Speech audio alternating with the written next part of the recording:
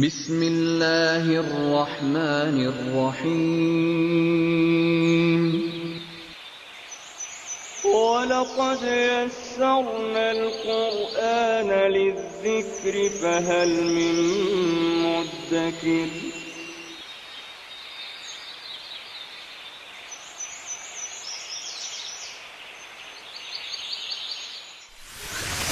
ألف باء تاء ثاء جيم حاء خاء دال ذال راء زاي سين شين صاد ضاد طاء عين غين فاء قاف كاف لام ميم نون هاء واو ياء ياء هذه حروف الهجاء.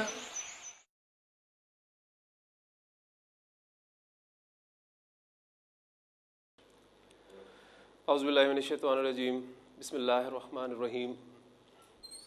قال النبی صلی اللہ علیہ وسلم اقرأوا القرآن فإنہ یأتی یوم القیامۃ شفیعا لأصحابی.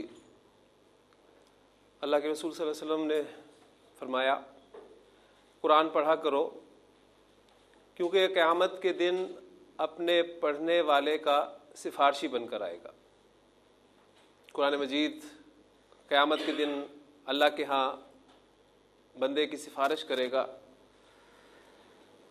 کہ اللہ یہ بندہ مجھے تیرا کلام مانتا تھا، اسے پڑھتا تھا، اسے سمجھتا تھا، اس پر عمل کرتا تھا، اس کے حق میں میری سفارش قبول فرما. اللہ تعالیٰ سے دعا ہے کہ اللہ تعالیٰ ہمیں قرآن مجید زیادہ سے زیادہ پڑھنے کی، پھر سمجھ کر پڑھنے کی، اس پر عمل کرنے کی توفیق عطا فرمائے تاکہ قیامت کے دن یہ قرآن جو ہے ہمارے لیے سفارشی بنے.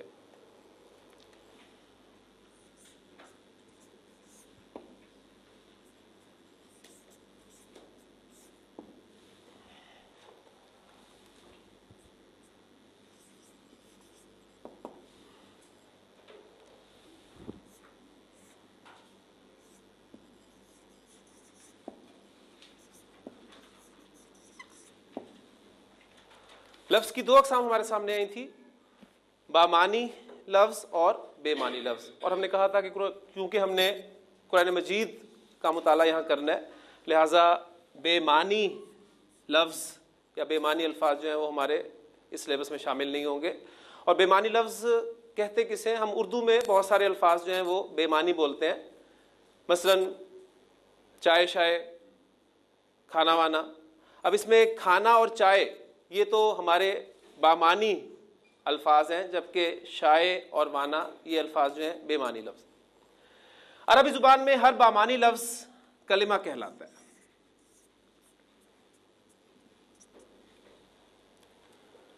کلمہ کی تین اقسام ہم نے کل پڑھی تھی، اسم، فعل اور حرف.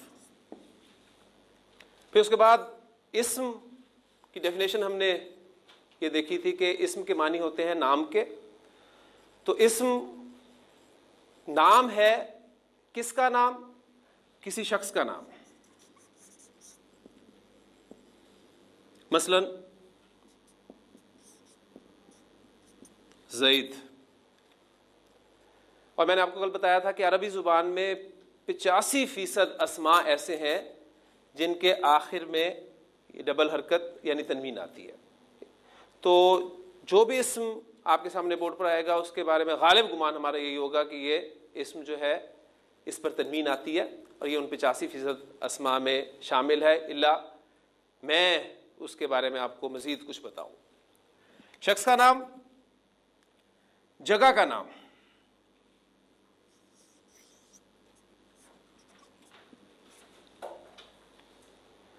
اب جو میں بات کر رہا تھا وہ فوراً میں نے آپ کے سامنے وہ بیان کر دی کہ مکہ تو جگہ کا نام ہے، لیکن آپ دیکھ رہے ہیں کہ اس پر تنوین نہیں آئی، تو یہ ان 85% اسماء میں شامل نہیں ہے. مزید انشاءاللہ تعالیٰ ان کے بارے میں باتیں آپ کو معلوم ہوتی جائیں گی. صفت کا نام،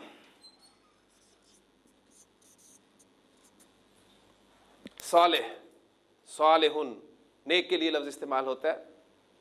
پھر کسی چیز کا نام قلم. عربی زبان میں فعل وہی کلمہ کہلائے گا جس میں کسی کام کا کرنا یا ہونا زمانے کے حوالے کے ساتھ موجود ہو.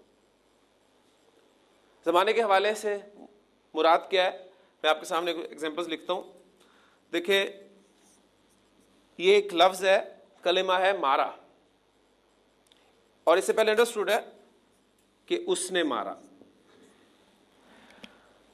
اس لفظ میں کام کا مفہوم ہے, اور وہ کام کیا ہے؟ مارنا. پھر اسی طرح مارتا ہے, اور اس سے پہلے انڈرسٹوڈ ہے وہ, اور مارے گا. ان تینوں جگہ پر کام کا مفہوم جو ہے وہ آپ کو ملے گا مارنے کا. لیکن کام کے مفہوم کے ساتھ ایک اور چیز آپ کو پتہ چل رہی ہے, وہ کیا ہے؟ زمانے کا پتہ چل رہا ہے. یہ مارا کام کے مفہوم کے ساتھ زمانہ ماضی کا پتہ چل رہا ہے آپ کو, مارتا ہے میں مارنا کام کے ساتھ زمانہ حال کا, اور مارے گا میں کام مارنا کے ساتھ مستقبل کا آپ کو پتہ چل رہا ہے. جبکہ ایک لفظ ہے مارنا, اس لفظ میں کام کا مفہوم ہے, لیکن آپ دیکھ رہے ہیں کہ کوئی زمانہ نہیں پایا جاتا. لہذا مارا, مارتا ہے اور مارے گا, یہ تو ہوں گے فعل, کیونکہ اس میں کام کے مفہوم کے ساتھ آپ کو زمانے کا پتہ چل رہا ہے. جبکہ لفظ مارنا جو ہے یہ فعل نہیں کہلائے گا, بلکہ یہ اسم کہلائے گا. بلکہ اسم کی ایگزامپلز میں ہم ایک نام کا اضافہ اور کریں گے, اور وہ ہے کام کا نام.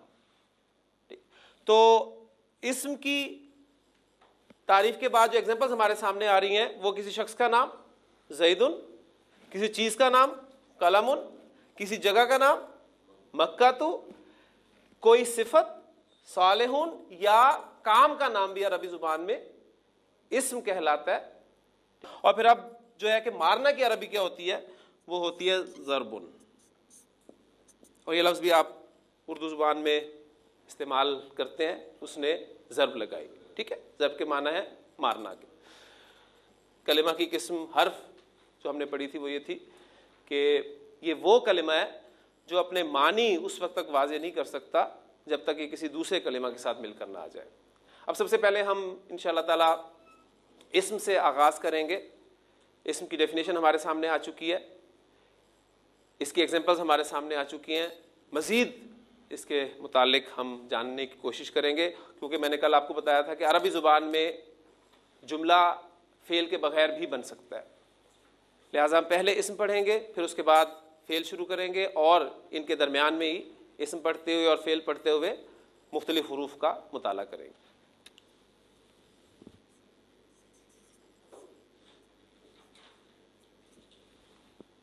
عربی زبان میں استعمال ہونے والا کوئی بھی اسم میری سمجھ میں نہیں آ سکتا. میں اسے نہ تو جملے میں استعمال کر سکتا ہوں, نہ گفتگو میں لا سکتا ہوں, نہ تحریر میں لا سکتا ہوں, جب تک مجھے اس کے بارے میں 4 باتیں معلوم نہیں ہوں گی. پہلی بات تو یہ ذہن میں رکھیے کہ 4 باتیں مجھے اسم کے حوالے سے معلوم ہونی چاہیے, تبھی میں اس اسم کو جملے میں استعمال کر سکتا ہوں. اب یہ 4 باتیں ہم پہلے اردو کے حوالے سے جاننے کی کوشش کریں گے. آپ کے سامنے کچھ ایگزامپلز میں اردو کی پہلے لکھ رہا ہوں.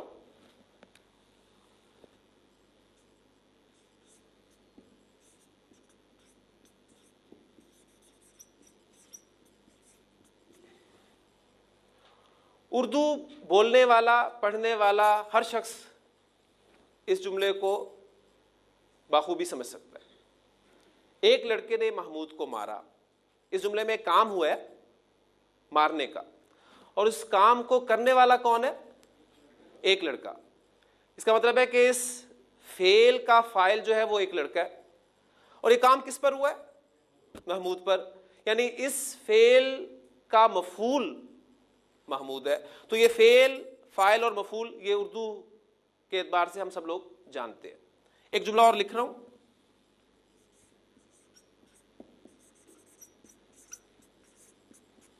حامد نے محمود کو مارا. اس جملے میں بھی کام مارنے کا ہوا ہے, فاعل حامد ہے اور مفعول محمود ہے. لیکن مجھے یہ بتائیے کہ ان دونوں جملوں میں فرق کس چیز کا ہے؟ یہ فرق آپ کا اسم نکرہ اور اسم معرفہ کا ہے. یعنی یہ بھی آپ کے علم میں پہلے سے کچھ چیزیں ہیں. تو عربی زبان میں اب میں ایک ایک چیز ساتھ ساتھ آپ کو بیان بھی کرتا چلوں گا کہ عربی زبان میں بھی ہمیں کسی اسم کو جملے میں استعمال کرنے کے لیے اس کے معرفہ یا نکرہ ہونے کے بارے میں معلوم ہونا چاہیے. اور یہ چیز عربی زبان میں ہم وسعت ٹاپک کے تحت پڑھیں گے. ہمیں اسم کی وسعت کے بارے میں معلوم ہونا چاہیے, اور وسعت سے مراد ہے کہ اسم معرفہ ہے یا نکرہ ہے. ڈیٹیل سے انشاءاللہ تعالی ہم ان کو پڑھیں گے. ابھی صرف میں ان کا آپ کے سامنے ایک تعارف پیش کر رہا ہوں. ایک جملہ اور آپ کے سامنے لکھ رہا ہوں, اور امید کرتا ہوں کہ آپ اس جملے میں سے غلطی نکالیں گے انشاءاللہ تعالی.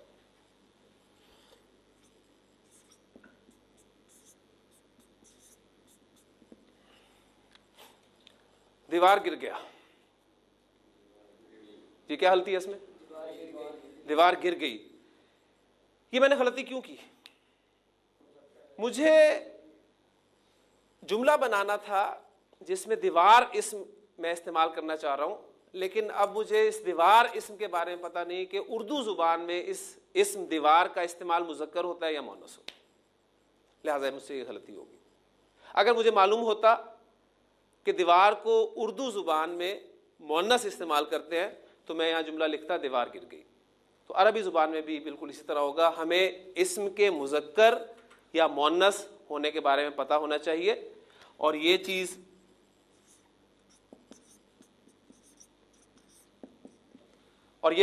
عربی زبان میں ہم جنس کے ٹاپک کے تحت پڑھیں گے. پھر ایک اور جملہ آپ کے سامنے میں لکھنے لگا ہوں.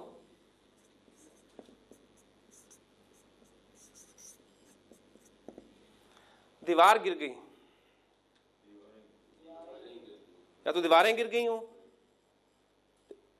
اب یہ غلطی بھی میرے سے کیوں ہو رہی ہے؟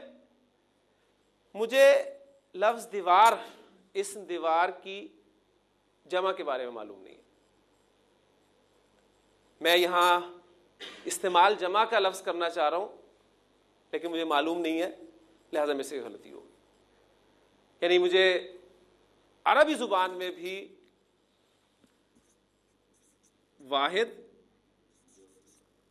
جمع, اور پھر ایک خاص چیز عربی زبان میں ذہن میں رکھیے گا. تفصیل سے تو انشاءاللہ تعالی ہم اس کو پڑھیں گے. عربی زبان میں عدد 3 ہے. ایک کے لیے واحد استعمال کیا جاتا ہے, 2 سے زائد کے لیے عربی زبان میں جمع کا لفظ استعمال کیا جاتا ہے, جبکہ 2 کے لیے, خاص 2 کے لیے, جو کہ نہ انگریزی میں ہے نہ اردو میں ہے, ایک لفظ مثنیٰ استعمال کیا جاتا ہے. ڈیٹیل سے انشاءاللہ تعالی ہم جب ٹاپک پڑھیں گے یہ واحد, جمع اور مثنیٰ کا, اس وقت دیکھیں گے, اور اس کو ہم عدد کے ٹاپک کے تحت پڑھیں گے. تو عربی زبان میں ابھی تک جو باتیں آپ کے سامنے آئی ہیں وہ یہ کہ 3 چیزیں میں نے بیان کر دیں. اسم کی وسعت کے بارے میں مجھے معلوم ہونا چاہیے, اور وسعت سے مراد اسم کا معرفہ ہونا یا نکرہ ہونا ہے. اسم کی جنس کے بارے میں معلوم ہونا چاہیے, اور جن سے مراد اسم کا مذکر ہونا یا مؤنث ہونا, اور اسم کے عدد کے بارے میں معلوم ہونا چاہیے, یعنی اسم کا واحد ہونا, مثنیٰ ہونا یا جمع ہونا. تو یہ 3 چیزیں میں نے آپ کو بتا دیں, اور شروع میں نے آپ کو کہا تھا کہ عربی زبان میں کسی بھی اسم کو اس وقت تک صحیح طریقے سے استعمال نہیں کر سکتا جب تک مجھے اس کے بارے میں 4 باتیں معلوم نہ ہوں. اب چوتھی بات کی طرف آتے ہیں, جو کہ آپ الحمدللہ پہلے جملے میں ہی سمجھ چکے ہیں. میں نے آپ سے پوچھا تھا کہ اس جملے میں فعل مارا, فاعل ایک لڑکا, اور مفعول محمود. اس طرح دوسرے جملے میں آپ کا فاعل حامد اور محمود مفعول. جملے میں یہ فاعل کا پتہ ہونا اور مفعول کا پتہ ہونا, کیونکہ اگر اوپر والے جملے کو میں تھوڑا سا تبدیل کر دوں,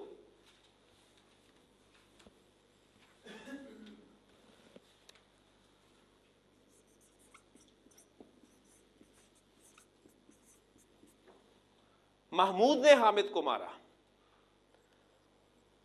تو آپ دیکھیں گے کہ ان دونوں جملوں میں حامد اور محمود دونوں استعمال ہوئے ہیں, لیکن دونوں اسما کا سٹیٹس دونوں جملوں میں مختلف ہے. جو یہ جملہ لکھا ہوا ہے حامد نے محمود کو مارا، اس جملے میں آپ کا فاعل کون ہے؟ حامد. محمود آپ کا مفعول ہے. جبکہ جو میں نے اب جملہ لکھا ہے محمود نے حامد کو مارا، اس میں حامد بھی استعمال ہوا ہے، محمود بھی استعمال ہوا ہے، لیکن دونوں کا سٹیٹس چینج ہو گیا. اب محمود فاعل ہے اور حامد مفعول ہے. اردو میں تو آپ بڑی آسانی سے اس چیز کو سمجھ لیتے ہیں، اس لیے کہ ہماری اپنی زبان ہے. کون مارنے والا ہے، کس کو مار پڑ رہی ہے. میں ان کی جگہ بھی تبدیل کر دوں تو آپ بڑی آسانی سے پہچان لیں گے کون فاعل ہے کون مفعول ہے. لیکن عربی زبان میں ذہن میں رکھیے گا کہ ہمیں فاعل کا پتہ ہونا اور مفعول کا پتہ ہونا یہ اعراب کے ذریعے سے پتہ چلے گا. تو چوتھی چیز اسم کے بارے میں جو مجھے معلوم ہونی چاہیے وہ ہے اسم کا اعراب. اب معرفہ نکرہ، مذکر مؤنث، واحد جمع، ان حوالوں سے آپ پہلے سے کچھ نہ کچھ واقفیت رکھتے ہیں. اعراب عربی زبان میں ایک نئی چیز آپ کے سامنے آئی ہے، لہذا ہم سب سے پہلے ان چاروں پہلوؤں میں سے اعراب کو سب سے پہلے دیکھتے ہیں، اس کا مطالعہ کرتے ہیں. اعراب کے حوالے سے سب سے اہم بات جو آپ نے ذہن میں رکھنی ہے وہ یہ ہے کہ زیر زبر پیش اعراب نہیں ہے. اعراب عربی زبان کا سب سے اہم ترین وصف ہے. پھر سوال پیدا ہوتا ہے کہ اگر زیر زبر پیش اعراب نہیں ہے تو پھر اعراب کیا ہے؟ اعراب کی حقیقت کو سمجھنے کے لیے کچھ ایگزامپلز میں آپ کے سامنے بورڈ پر لکھتا ہوں، انشاءاللہ تعالیٰ بڑی آسانی سے آپ کو یہ بات سمجھ میں آ جائے گی.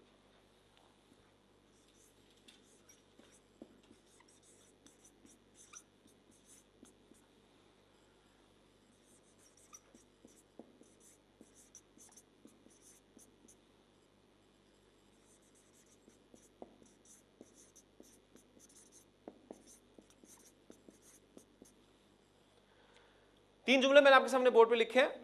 حامد نے محمود کو مارا، محمود نے حامد کو مارا اور محمود نے حامد کے بھائی کو مارا. پہلے جملے میں کام مارنے کا، مارنے والا حامد، مار کھانے والا محمود. دوسرے جملے میں کام پھر مارنے کا، لیکن اب مارنے والا محمود ہو گیا اور حامد مار کھانے والا ہو گیا. تیسرے جملے میں پھر مار پیٹی، مارنے والا محمود لیکن مار کھانے والا اب حامد نہیں ہے بلکہ حامد کا بھائی ہے. ان تینوں جملوں میں حامد کے معنی میں کوئی تبدیلی واقع نہیں ہوئی، لیکن کچھ تبدیل ضرور ہوا ہے. کیا چیز تبدیل ہوئی ہے؟ اس اسم حامد کا سٹیٹس، اس کی پوزیشن وہ تبدیل ہوئی ہے. پہلے جملے میں اسم حامد اس جملے کا فاعل تھا، دوسرے جملے میں حامد اس جملے کا مفعول ہو گیا، تیسرے جملے میں حامد نہ فاعل ہے نہ مفعول ہے بلکہ اس کا ذکر ضمناً آیا ہے. اب ان میں سے پہلی دو ایگزامپلز جو ہیں ان کو سامنے رکھتے ہوئے مزید اس کی کلیریفیکیشن کرتا ہوں.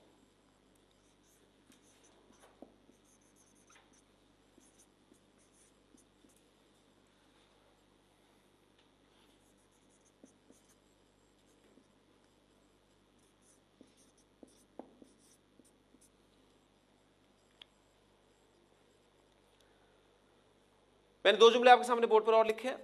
حامد نے محمود کو مارا، محمود کو حامد نے مارا. اب مجھے بتائیے دونوں جملوں کے مفہوم میں کوئی فرق ہے؟ مفہوم ایک ہی ہے. حالانکہ میں نے کیا کیا ہے،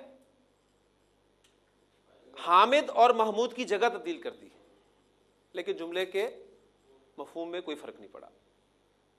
کیا انگریزی زبان میں یہ جگہ آسانی سے تبدیل کر سکتا ہوں؟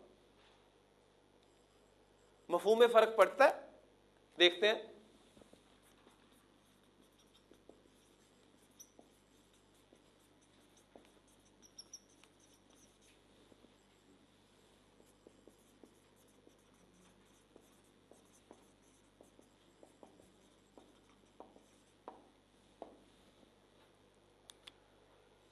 حامد کی جگہ میں محمود رکھ دیا، محمود کی جگہ حامد رکھ دیا، معنی میں فرق پڑا؟ مفہوم چینج ہو گیا. اردو میں جگہ میں نے تبدیل کر دی، مفہوم میں فرق نہیں پڑا. انگریزی میں میں نے جگہ تبدیل کر دی، مفہوم بدل گیا. آپ کو کیسے پتا چلا ان دونوں جملوں میں کہ اس پہلے جملے میں بھی حامد آپ کا فاعل ہے اور دوسرے جملے میں بھی حامد آپ کا فاعل؟ آپ کو کیسے پتا چلا؟ یعنی آپ نے ایک علامت مقرر کی کہ اچھا اردو زبان میں عام طور پر فاعل کے ساتھ یہ نے کا لفظ استعمال ہوتا ہے، لہذا یہ نے لفظ جہاں بھی اسم کے ساتھ جائے گا ہم اسے فاعل ہی تصور کریں گے. اور کو کا لفظ جو ہے یہ عام طور پہ مفعول کے ساتھ استعمال ہوتا ہے، اس لیے یہ کو کا لفظ جس اسم کے ساتھ جائے گا اس سے ہم مفعول کہیں گے. جبکہ انگریزی میں ترتیب اہمیت رکھتی ہے، اس میں یہ کو کے لیے اور نے کے لیے کوئی لفظ نظر نہیں آ رہا آپ کو. اب عربی زبان کی اہم ترین بات وہ سن لیجئے گا کہ عربی زبان میں نہ تو نے اور کو کے لیے کوئی لفظ ہے، کوئی لفظ نہیں ہے. نے اور کو کی عربی آپ کو نہیں ملے گی، اور نہ ہی ترتیب کی کوئی اہمیت ہے. ہاں کچھ ریسٹرکشنز ہوں گی جہاں ہم فاعل اور مفعول کو اپنی اپنی جگہ پر رکھیں گے. ان تینوں جملوں کے اعتبار سے اب میں اعراب کی ڈیفینیشن آپ کے سامنے رکھنا چاہ رہا ہوں. معنی کی تبدیلی کے بغیر اسم کی حالت کی تبدیلی، جسے ہم نے اسٹیٹس کہا ہے، معنی کی تبدیلی کے بغیر اسم کی حالت کی تبدیلی اعراب کی تبدیلی کہلاتی ہے. اب یہ جو جملے میں نے آپ کے سامنے لکھے، حامد نے محمود کو مارا اور محمود نے حامد کو مارا، ان کی عربی میں آپ کے سامنے لکھ رہا ہوں تو انشاءاللہ بڑی آسانی سے آپ پہچان لیں گے کہ یہ کیسے ہمیں پتہ چلے گا کہ یہ فاعل ہے اور یہ مفعول ہے. حامد نے محمود کو مارا.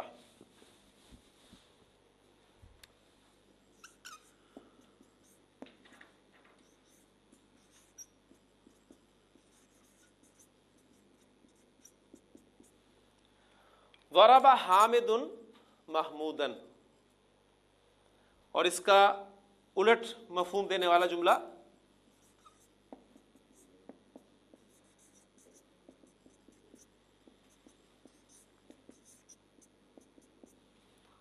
ضرب محمود حامدا.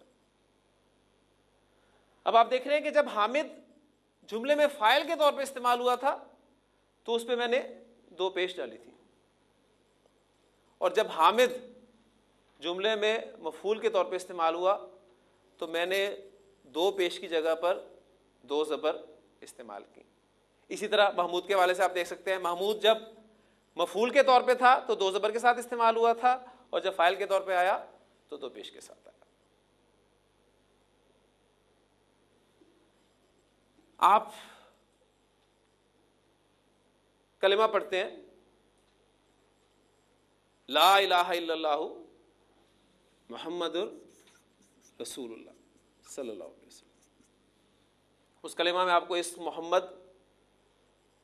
محمدن کی شکل میں نظر آتا ہے. پھر آپ اذان میں کیا کہتے ہیں؟ اشہد ان محمدن.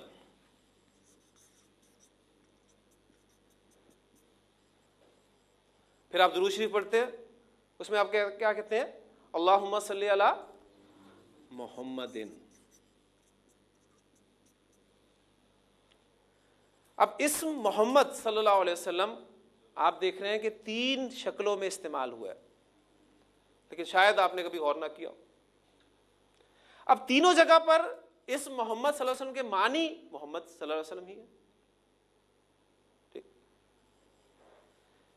اسم کے معنی کی تبدیلی کے بغیر اسم کی حالت یا اس کی شکل کی تبدیلی اعراب کہلاتی ہے. اب اس جملے کو ضرب حامد محمودن میں ایک اور انداز سے لکھ رہا ہوں. آپ نے مجھے بتانا ہے کہ کیا اب جو میں جملہ لکھ رہا ہوں اس کے معنی اس جملے سے مختلف ہیں یا ایک ہی ہیں.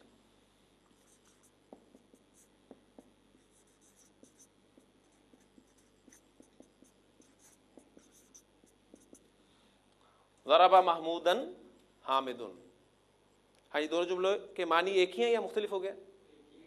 ایک ہی ہیں. الحمدللہ آپ نے پہچان اب کرنی شروع کر دی کہ وہ دو پیش جو تھے وہ حامد کے ساتھ ہی ہیں، اگرچہ حامد کی جگہ میں نے تبدیل کر دی لیکن مفہوم میں کوئی فرق نہیں ہے۔ تو جو میں نے کہا تھا کہ عربی زبان میں نہ تو نے اور کو کے لیے کوئی لفظ ہے، اب آپ دیکھ رہے ہیں کہ اس میں 3 الفاظ استعمال ہوئے ہیں، 2 اسماء ہیں، ایک حامد، دوسرا محمود، اور ایک فعل استعمال ہوا ہے۔ اور ترتیب کا جہاں تک تعلق ہے وہ بھی آپ کے سامنے ہے، میں نے ترتیب تبدیل کر کے دکھا دی، کوئی مفہوم میں فرق نہیں پڑا۔ تو اعراب کے بارے میں جو 2-3 باتیں میں نے آپ کے سامنے کی ہیں ان کو پھر ذہن میں تازہ کر لیجئے۔ پہلی بات یہ ہے کہ عربی زبان میں اعراب اہم ترین وصف ہے۔ اعراب کے معنی زیر زبر پیش کے نہیں ہے، اور اعراب اسم کے معنی کی تبدیلی کے بغیر اس کی حالت یا شکل کی تبدیلی کو ہم اعراب کہتے ہیں۔ اب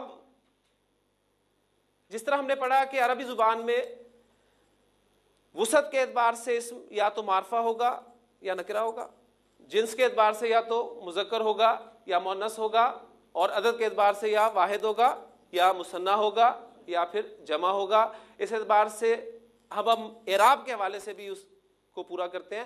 اعراب کے اعتبار سے اسم 3 حالتوں میں سے کسی ایک حالت میں آپ کو ملے گا، چوتھی حالت کوئی نہیں ہوگی۔ اسم کی 3 حالتیں ہی ہو سکتی ہیں، چوتھی حالت کوئی نہیں ہوتی۔ جس طرح وسعت کے اعتبار سے 2 ہے، معرفہ نکرہ، کوئی تیسری چیز نہیں ہے۔ جنس کے اعتبار سے مذکر مؤنث، تیسری چیز نہیں ہے۔ عدد کے اعتبار سے واحد مثنیٰ جمع، چوتھی چیز نہیں ہے۔ لہٰذا اعراب کے اعتبار سے اسم کی 3 حالتیں ہی ہو سکتی ہیں، چوتھی حالت کوئی نہیں ہوتی۔ وہ حالتیں کون کون سی ہیں وہ میں آپ کے سامنے بورڈ پر لکھتا ہوں۔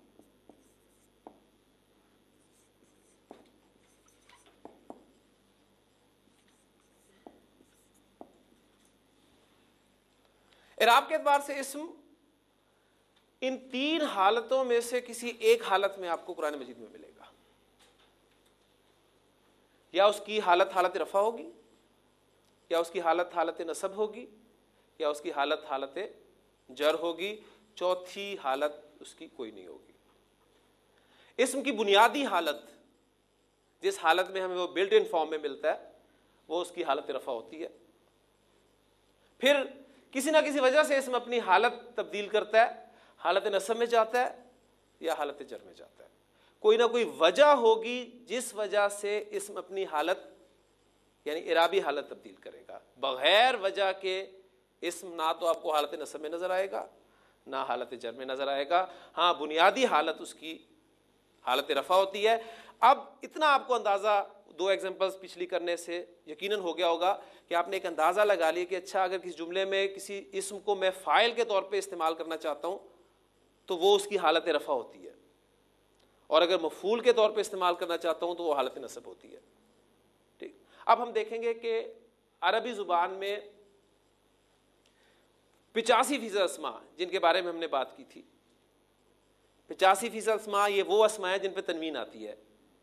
یہ وہ اسماء ہیں جو 3 اعرابی حالتوں میں 3 شکلیں اختیار کرتے ہیں۔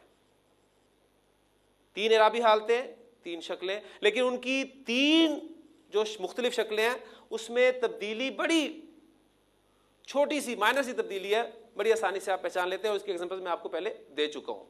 مثلا اسم حامد کو ہی لے لیتا ہوں۔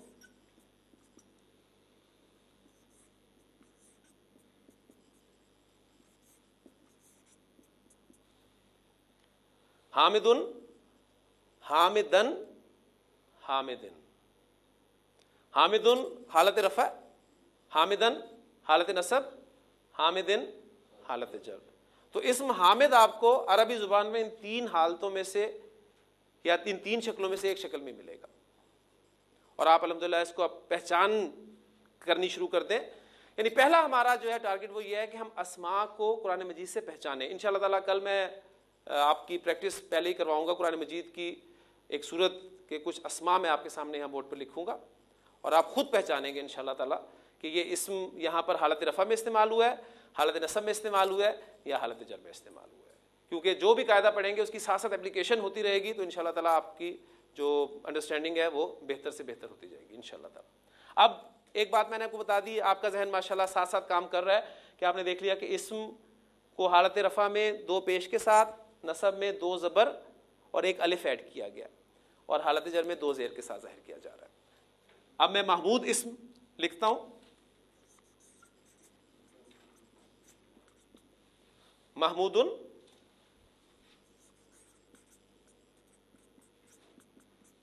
حالت نصب اس کی محمودن، حالت جر اس کی محمودن،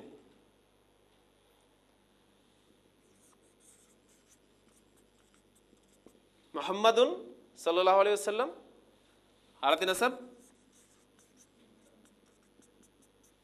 محمدن،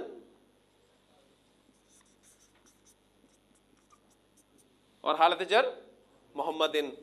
تو الحمدللہ آپ اس قابل ہو گئے ہیں جو پہلی مرتبہ عربی پڑھ رہے ہیں کہ وہ بتا سکتے ہیں کہ ہم کلمہ طیبہ میں اسم محمد صلی اللہ علیہ وسلم حالت رفع میں استعمال کرتے ہیں۔ ہم جب اذان میں اسم محمد صلی اللہ علیہ وسلم کا ذکر کرتے ہیں تو وہ حالت نصب میں کرتے ہیں، اور درود شریف میں جب ہم اسم محمد صلی اللہ علیہ وسلم کا ذکر کرتے ہیں تو وہ حالت جر میں کرتے ہیں۔ اسم کے مختلف حالتوں میں رفع، نصب، جر، ان تین مختلف حالتوں میں ہونے کی مختلف وجوہات ہو سکتی ہیں۔ حالت رفع میں ہونے کی ایک بنیادی وجہ آپ کے سامنے آ چکی ہے کہ بلٹ ان حالت اس کی حالت رفع ہوتی ہے۔ حالت رفع میں ہونے کی اور بھی وجوہات ہوں گی، جیسے کہ فاعل کے طور پہ استعمال ہوگا تو حالت رفع میں ہوگا، مفعول کے طور پہ استعمال ہوگا تو حالت نصب میں استعمال ہوگا، اور نہ فاعل ہوگا نہ مفعول ہوگا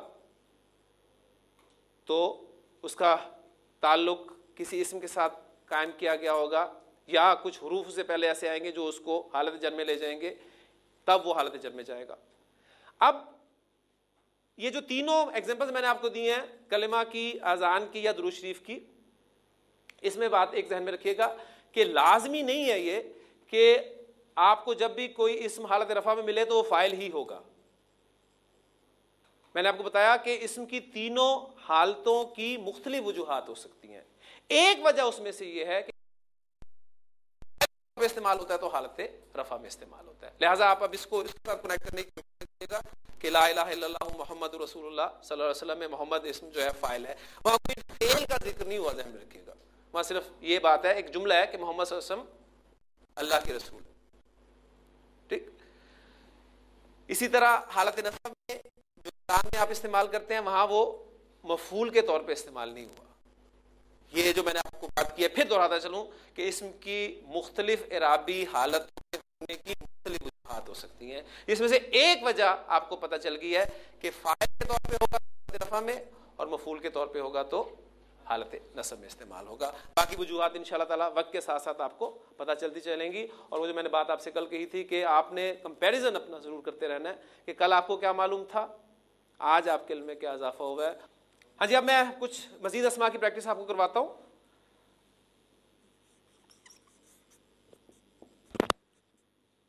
مسجد، اس اسم کی حالت نصب آپ خود بولیں گے انشاءاللہ تعالیٰ، کیا بنے گی؟ مسجدن۔ حالت جر کیا ہوگی؟ مسجدن۔ اب مسجد کا دروازہ ہوتا ہے، جس طرح آپ کے کمرے کا ایک دروازہ ہے، تو دروازے کو عربی زبان میں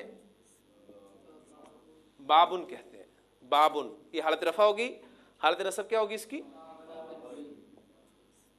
بابن، بابن۔ ایک چیز آپ نوٹ کر رہے ہیں کہ یہ اسماء جو میں آپ کے سامنے بورڈ پر لکھ رہا ہوں، ان اسماء میں حالت نصب میں دو زبر کے بعد ایک الف میں استعمال کر رہا ہوں، یہ عربی زبان کا قاعدہ ہے۔ یہ 85% اسماء ہیں جو تین اعرابی حالتوں میں تین شکلیں اختیار کرتے ہیں۔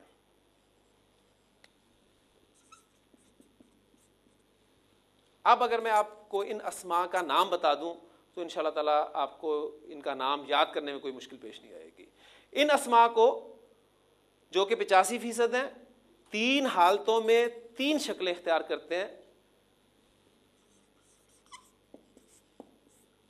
منصرف اسماء کہا جاتا ہے۔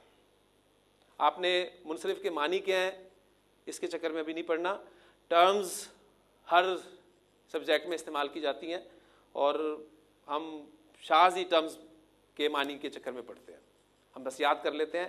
میں نے طریقہ یہ اختیار کیا یہاں پر کہ پہلے آپ کو بات سمجھا دی جائے، بات سمجھانے کے بعد جب کنسیپٹ کلیئر ہو جائے تو پھر اس کا نام جو کہ ایک مشکل ٹرم میں آپ کے سامنے آئے گا وہ بتا دیا جائے، تو اب آپ کے لیے یہ نام یاد کرنا مشکل نہیں ہوگا، بجائے اس کے کہ میں پہلے کہوں کہ اب ہم منصرف اسما پڑھیں گے تو وہ منصرف لفظ سنتے ہی ایک بوجھ سا ذہن پہ پہلے ہی آ جاتا ہے اور پھر بات اتنی جلدی سمجھ میں نہیں آتی۔ اب الحمدللہ آپ کو سمجھ میں آ گیا کہ عربی زبان میں 85% اسما ایسے ہیں جو 3 اعرابی حالتوں میں 3 شکلیں اختیار کرتے ہیں، ان کو منصرف اسما کہتے ہیں، اور ان اسما کی ایک علامت ہے جس سے آپ انہیں پہچانتے ہیں۔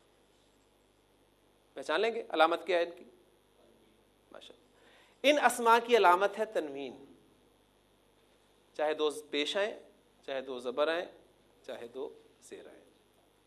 تو منصرف اسما کی علامت کیا ہے؟ تنوین۔ تنوین کن اسما کی علامت ہے؟ منصرف اسما کی تعداد کتنی ہے؟ 85% اسما کو کیا کہتے ہیں؟ 85% اسما 3 اعرابی حالتوں میں کتنی شکلیں اختیار کرتے ہیں؟ 3 اعرابی شکلیں اختیار کرنے والے اسما کی علامت کیا ہے؟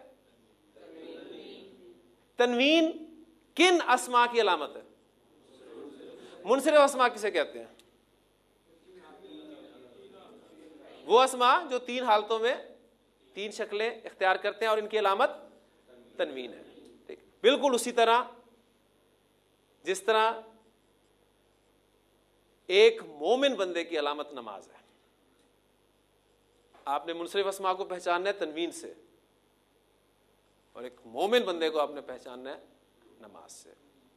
یہ ہو ہی نہیں سکتا کہ منصرف اسم پر تنوین نہ ہو، اور یہ ہو ہی نہیں سکتا کہ بندہ مومن ہو اور نماز نہ پڑھے۔ نبی اکرم صلی اللہ علیہ وسلم نے فرمایا کہ نماز میری آنکھوں کی ٹھنڈک ہے، اور آپ صلی اللہ علیہ وسلم نے فرمایا آخری وقت آپ صلی اللہ علیہ وسلم کی زبان مبارک پہ جو الفاظ تھے وہ کیا تھے؟ الصلاۃ الصلاۃ الصلاۃ، نماز نہ چھوڑنا۔ اب اگر دعویٰ ہے ہمارا مومن ہونے کا، مسلم ہونے کا، تو ذرا چیک کریں کہ علامت ہے، بہت ضروری۔ نماز کے بغیر بندہ جو ہے وہ مومن نہیں۔ اللہ تعالیٰ عمل کی توفیق عطا فرمائے۔ سبحانک اللہم و بحمدک، نشہد ان لا الہ الا انت، نستغفرک و نتوب الیک۔